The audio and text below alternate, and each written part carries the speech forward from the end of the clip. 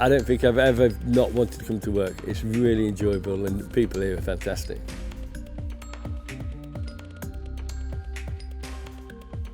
Steve, 2020 has been quite a year for everybody involved in professional cricket. How would you sort of summarise a year and how do you think you'll look back on it?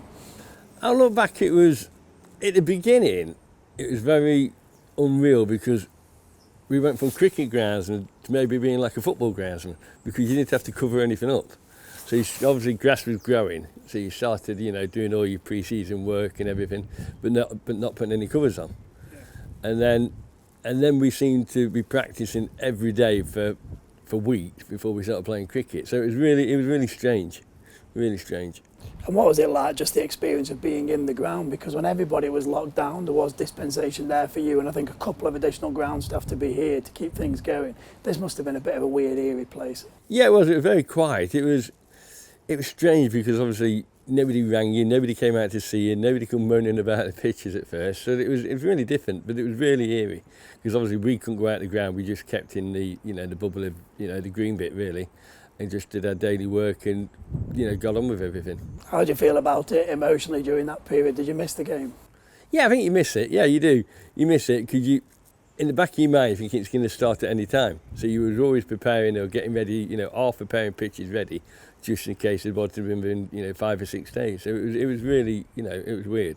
And then when the green light came for cricket to return, there was, as you mentioned, a month of concerted practice and then 2 months of back-to-back cricket, I suspect, like you've never seen before. How did you go about tackling those challenges? Well, we had a pitch plan, so we knew what games were coming and how we were going to perform. And I said to Pete, for one-day pitches, we were going to play on a new pitch near enough every game if we could.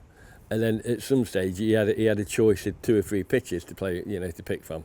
So it was good, but we used every pitch. I think we used every pitch. We even used the test pitch to have a practice on.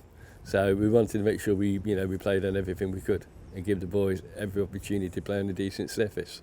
You just touched on your conversations during the season with Pete Moore as the head coach. How important is that dialogue between head groundsman and head coach? Oh, it's very important. So you need to know what he's thinking about practice days, what he wants planning, how many nets he wants and everything. So it's matter, we talk, regular, WhatsApp each other and make sure we're on board with what he wants and what the players want.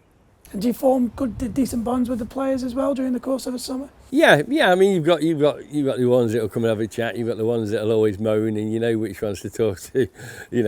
Just for to get a decent average mark about the pitch, how it's played. Pete normally comes and tells me if it's no good or the boys are not happy. So at least we know. And you're not going to get everything perfect anyway. Yeah, because you're dealing with grass, you're dealing with things that are dealing with nature, so it is hard. Yeah, and having played your part during the course of the season, seeing the team win a trophy at Edgbaston at the end of it, how much pleasure does that give you? Oh, it's fantastic, isn't it? Because it's been a hard season for everything, and it just puts the like the cherry on the top at the end by winning the trophy like that. And it's we always looked like we had a strong side, so we was always confident and hopeful if everybody performed, we could get there and win it.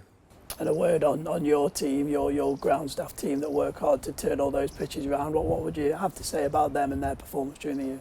I mean, they've been magnificent. At the 9 lads, we had 7 of us working. So that was really pleasing. And we did it. They put a lot of hours in to get everything ready, and especially because everything was in a small squashed up area. So we had to really work every day really to get everything going. And pitches, it was game after game or practice after practice. So they did a fantastic job.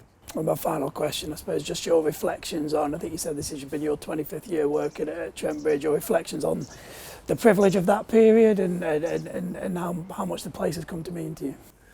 I love it. I mean, it's lovely. You come down the A52 every day and it's really nice, and you come to work and everybody's friendly here. And I don't think I've ever not wanted to come to work. It's really enjoyable and people here are fantastic.